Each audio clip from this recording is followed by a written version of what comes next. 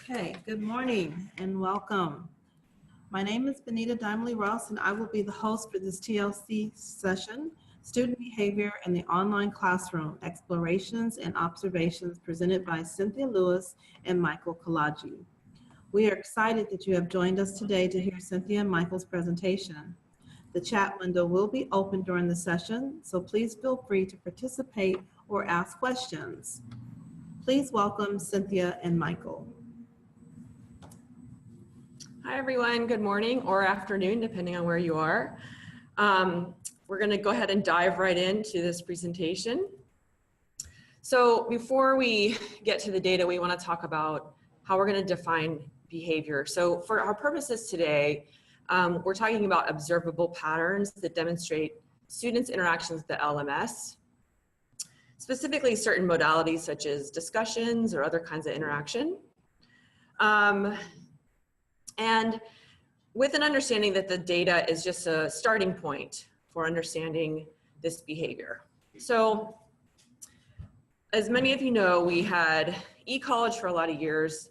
We didn't have a lot of data from eCollege. It just was not available unless we contacted Pearson or did a lot of manual work.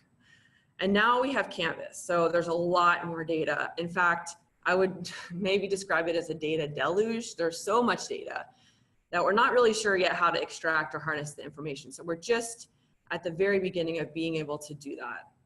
And we want to make sure that we're extracting data that's meaningful and has actionable outcomes. Can I add, Cynthia, yeah. Just a couple things?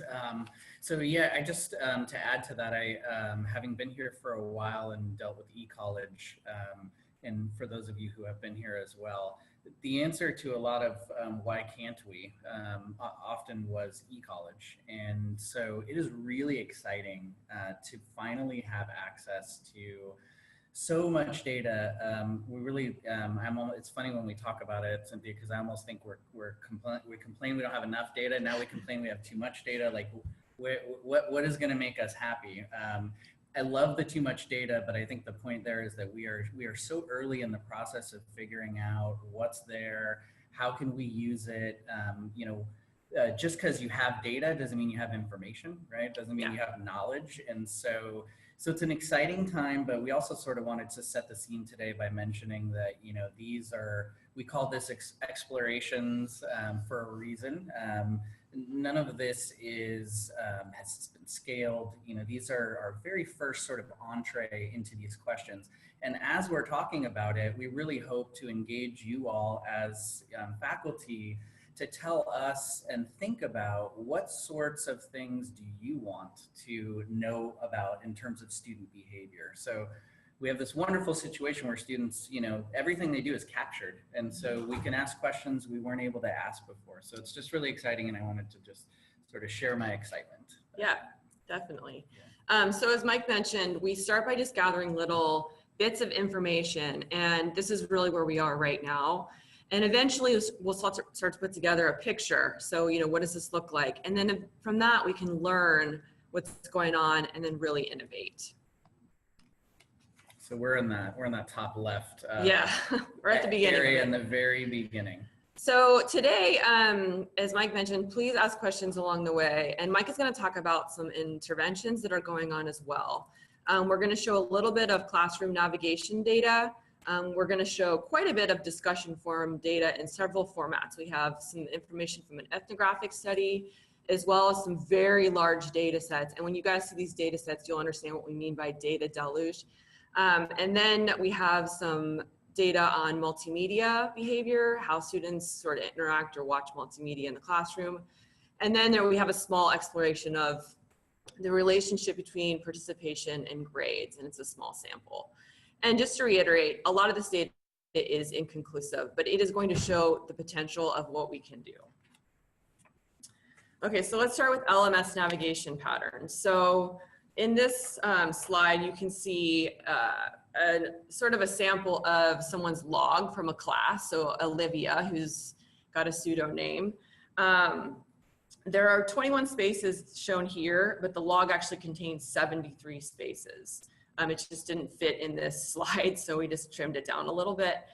So you can see here, like, how many times did did she go to a space in the classroom, as well as which of those spaces did she participate in? And Canvas defines participation as typing something into a box. So you'll see those in the discussions mostly, a little bit with quizzes. So this kind of log can help us identify important spaces that might be buried in under layers of navigation, or maybe identify some spaces that aren't as important and maybe should be moved in the LMS. Another way we can look at this information is to do what's called a heat map. So this is Olivia's week 3 profile. So you can sort of see the spaces that she goes to a lot and some of the spaces that she doesn't go to as much. So the red is indicating that those links are visited a lot, or those spaces are visited a lot. The blue indicates not visited as many times. So Mike, do you want to talk about something that's going on, a project you're working on? Absolutely. That you're going to use this for? Yeah, so this is a great example of data that we just couldn't get with eCollege without putting in a gigantic request for support and making a giant ordeal. So it's really exciting for us to be able to look at, you know, and maybe, will you back it up one slide, Cynthia? So as I was looking at this, you know, I was thinking, gosh, what can we take away from this? And it might be fun for you all to think the same. In this case, it looks like course modules, right? It seems to be the main navigational point, which makes sense because that's really where you go to get to all places in the classroom. What's fascinating about this is, you know, we implemented as a result of confusion students were having navigating to the module section and really through the online classroom early on in the Canvas transition, we created an intervention which was essentially a styled home navigation. So boxes that had each week's items in it on the actual home page, you know, basically making it easier for the student to find the things that they needed to find. And so when I look at this, I wonder if this was prior to maybe that intervention, because the student still uses the modules, but there's an example of something we'd like to cross-reference, right? Is to say, okay, did this course switch over, and if so, when? Because if it has switched over, the student is still using the module section more than homepage. So these are the kinds of questions we can ask ourselves. It's really exciting to get students in is another thing that we're doing that we have not done in the past, inviting folks to come actually do click tests. And I'm really excited about the opportunity to make Canvas a more intuitive, navigatable learning space. So excellent. Okay, so we're going to talk about discussions next. So this is probably where we have the most data, simply because the student is just much more visible via discussions than they are in the other spaces in the classroom. So Mike, do you want to talk about the ethnographic study for a little bit? So I do, and before I do, I just want to take a second to acknowledge the talent, the drive, and the passion of the woman that's sitting next to me, because she, as she was in an entirely different role, she was sort of took it upon herself to on her own time get into this discussion data back in eCollege and visualize it, imagine how to visualize it, and then visualize it in a way that gave us information that we just hadn't really seen before. And so this couple of slides that we're going to share with you is actually a small piece of a larger study that Cynthia did. But what this really has done, I think, is well, it's done a number of things. I think it's allowed us to see what we already suspected as faculty, and as we talk through it, let me know in the chat if that resonates with you. But it also has led to some pretty cool initiatives, one of which is now referred to as the Collaborative Learning Research Group, which we're actually doing projects to see if we can increase and improve the level and the type of interactions that students have in the discussions, including learning. And so what I want to do is just transition to the actual slide here. So what's happening is each of the circles on the screen represent a person, and the lines represent an interaction. So for the sake of example, let's look at Jade, who is just about in the middle of our screen, slightly high and right. Of course, names have been changed to protect the innocent, but Jade is a student. You can see the larger circle indicates an initial discussion post, and then each of the circles that connect to that initial post, the R and the A, those are two different students that replied to Jade's original post. Now, this AG character in red is all over the place, and you might think what an overachieving student that is, but in fact what that is the instructor. And so the instructor in red, you can see as you sort of, actually, before I tell you what you can see, why don't I ask you, what do you see? What do you see? The instructor's in red, so we're looking at Jade. Jade posted, A replied to Jade, R replied to Jade, the instructor replied to Jade. Jade replied to the instructor, then the instructor back to Jade. What do you see and what don't you see? I'll give you a second, and if you don't want to play, I'll just tell you. Okay, I'll just tell you. So what I see there is that there was absolutely no talking back. Yes, Bethany, no talking back and forth between students. Basically this is not a conversation except for between the faculty and the student. If you look at another example, Adele to the bottom left of Jade, you can see that R replied to Adele, no response. K replied to Adele, no response. There's absolutely no discussion happening here except for when the instructor is involved. Moving on to the next slide, just illustrating the point that none of these conversations are in any way connected. They're all about the same topic. And yet there are what are essentially 16 separate mini discussions that aren't discussions happening in a board called discussions. And so, again, do you guys, the faculty, does this resonate with you? Because I feel like this has been my struggle with discussions since the beginning. And to see it like this and be able to share this with leadership really spurred an interesting project where we're adding virtual reality to discussions, we're adding social media to discussions, we're adding special group work projects, and we're really making an impact. So again, thank you, Cynthia, for that great work. On to the next slide. There was one example where students actually talked to each other, so we wanted to point that out in order to not overstate the painful nature of this. One time it happened. So. Yeah, and also this is what the discussion looks like without the instructor. So this is with the instructor and this is without, so you can see it's pretty significantly different. So to kind of back that up, so the ethnographic study was just one course, one instance of one course, which was an English 122 course. We now can in Canvas look at something called reply depth. So this is over 2,000 discussion posts pulled from the data logs of Canvas. And we sort of see a similar pattern. So this does not include someone's original posts, but how many times is that post being replied to by other students or an instructor? And we can see that so many of them have one response, which is what we saw on the previous screen, maybe 2 responses. But then when we get past that into 3, 4, 5, 6, and 7, like 6 and 7 have 1. Out of 20 over 2,000, 2247, that was the sample size for this. And the mean for this is 1.3, which is also, that's pretty low. We really would love for that to be higher, or perhaps maybe just structured differently so that there aren't so many things going on at one time. So very interesting data. In addition to that, we can now see text lengths.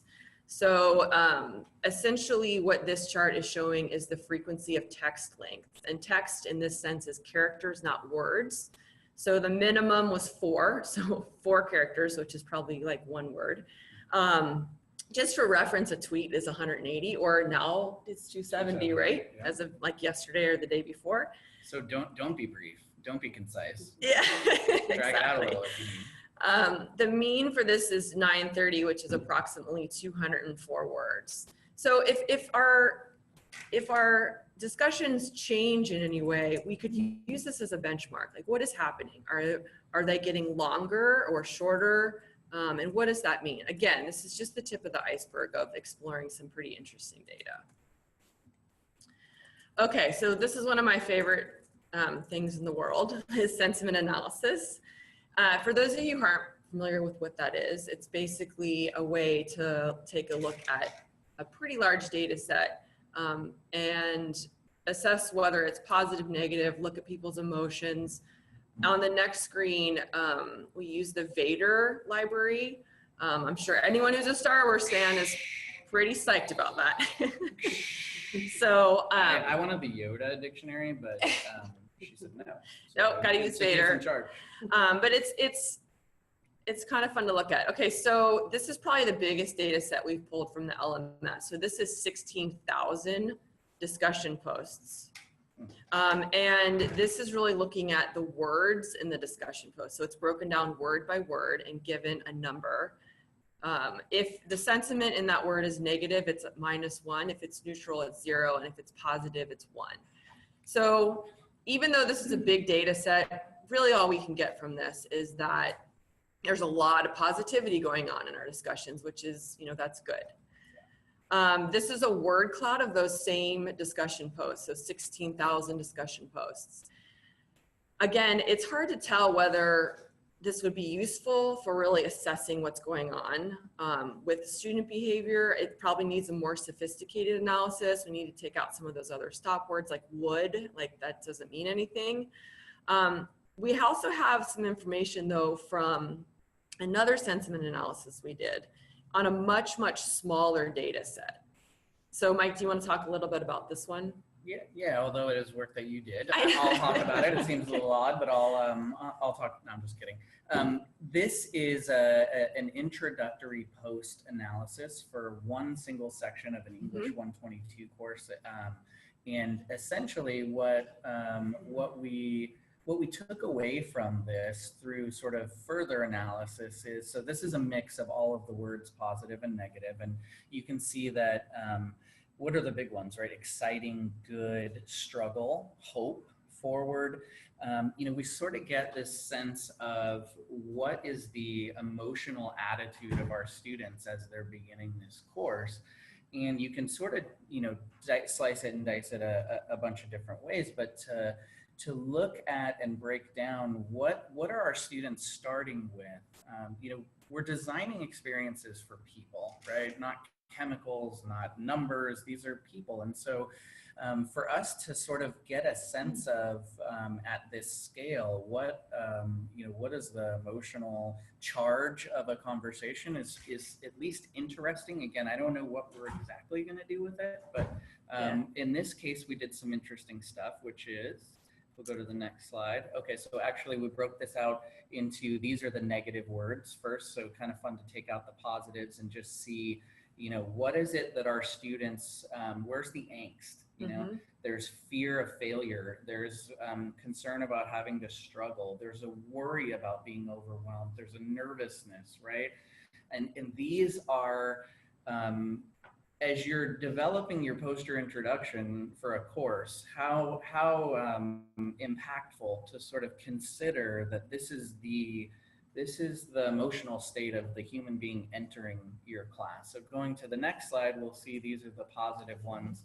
And interestingly, far more words, right? And actually more incidents of those words. And so though there is a fear, we have an incredibly hopeful and expectant student population. And again, to be able to sort of quantify and really think about these things on that level, it's not like we couldn't have done it before theoretically, but being able to sort of look at it this way makes it much easier. Yeah. Yeah, and then what we can do is we can go even deeper and really get into some qualitative data. So in this slide, you'll see this is information from the same set of discussion posts in the English 122 intro posts. And we really can get into how students identify themselves, which does have an impact on how we structure things, or maybe how we think about our students, like what is important in their lives, what is important to them in general, like what are their priorities, things like that. So again, all things that we can do now a little more easily in Canvas. Give people a second just to read through that.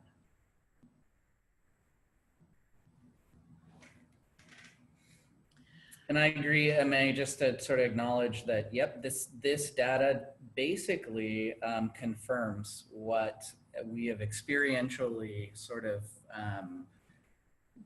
come to know over time, right? But what's awesome is, you know, and thank you to Cynthia, right?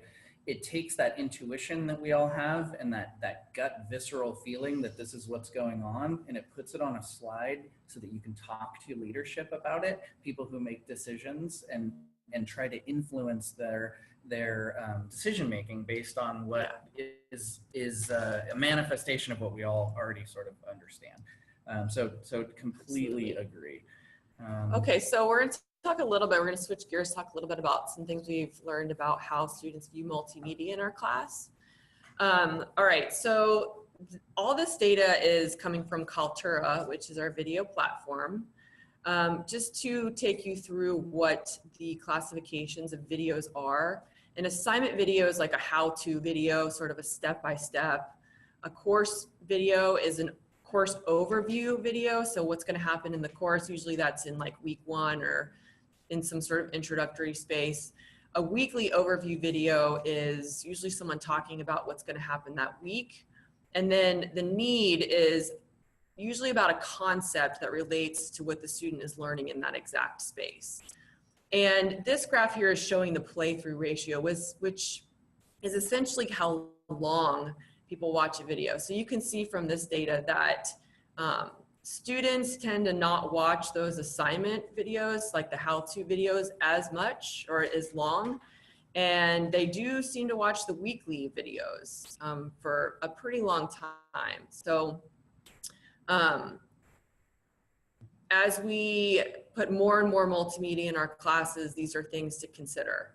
However, there are a lot of variables that go into why someone would watch a video and why they wouldn't. So we took just the top sort of 30% of those videos and did a further analysis on them. We found that, you know, 73% of these videos are shorter than the median. So maybe a student sees how long something is and they decide whether or not they want to watch it all the way through. But there's a lot of things we haven't looked at yet that would be very interesting to look at. So where is the video in the course? You know, is it in the right context? Is it linked or embedded? So I think that's a huge one for students. Can they see the video right there and watch it in the class? Or do they click on a link? Does it not look like a link? Is it, do they just kind of skim over it and don't notice it? Is the video in context? Meaning like, is it relevant to what it's right next to? And then is it less or more formulaic? Is it unique, or is it just something that students are comfortable with, and so they just tend to watch the videos each week? So these are all questions that we have that we would like to answer in time. Is there a question? Or? I was just responding to Jacqueline. She said, wow, wouldn't it be awesome to be able to connect these video metrics to individual students? Yes. So that would be awesome. I was just sort of typing a note to say, you know, I know that that is possible with the right integration. It never was, and again, going back to my previous statement, why can't we e-college was the answer. Now that we're in Canvas, it's something that is a possibility. So, so definitely on the radar, and you know, the more specific we can get, the more meaningful, the more meaning we can draw from the data. So totally agree. Okay, thanks, Jacqueline. So finally, we just have one slide about participation versus grades and page views versus grades. So again, I said this at the beginning of the presentation, but just to reiterate that in this context, participation is counted as entered text into a space. So that's how Canvas logs that. Obviously, students are clicking around and doing other things in LMS, is like clicking on links and things and looking at documents or whatever, and that is not counted in this. So participation in this terms and grades, you can see that there's a really high correlation there. And this data set was pulled from two GE classes and a business class. And this is what you might expect this to be. This is not really probably news to anyone. What might be interesting to look at though is is there someone who had fairly high participation and didn't do well in the class? That might be a data point that we would investigate further. And then on the right side, you'll see page views versus grades. And the data set that's on top has some pretty serious outliers. So we looked at the data with the outliers and without. So you'll see that there's not really correlation on the top, but there is a correlation on the bottom. So this is students who are going into the class and just clicking on a lot of pages. Seems to correlate with how well they're doing in the class, which is very interesting. Mike mentioned that it might be a good idea to look at those outliers though. So one of those outliers, you know, the students looking at having 4,000 page views in the class. So what's going on there? Yeah, I just personally want to know what was happening. Yeah. How could you have clicked so many times and not done well? Or is it a bot or something? Yeah, I don't know. Or weird. There's something going on. So that might be an interesting thing to look at. And on the bottom, we would definitely want to look at who has high page views and is not doing well in the class. What are some of the characteristics that are going on with these students? So exploring it a little bit more. Okay, so just to finish up, is there any data that you would like to see that you might find interesting? What would you like to know about our students? Or does anyone have any other questions? Yeah, and it was a lot of content to present, so more dashboards. So good news about that, actually. I don't know at what point that initiative will make its way into sort of a broader scope, but I can tell you that there's sort of an internal push to open up our data more, and part of that is using a Microsoft tool called Power BI that we're sort of testing now to be able to determine what data can we pull and how. So I don't have a timeline on me, but I can tell you that the tides are shifting in terms of access to data, and I think that in the near future, within the next year, you probably will have much more access than you've ever had. That's my hope, at least. Okay, thank you so much, everyone. Yeah, thanks everybody.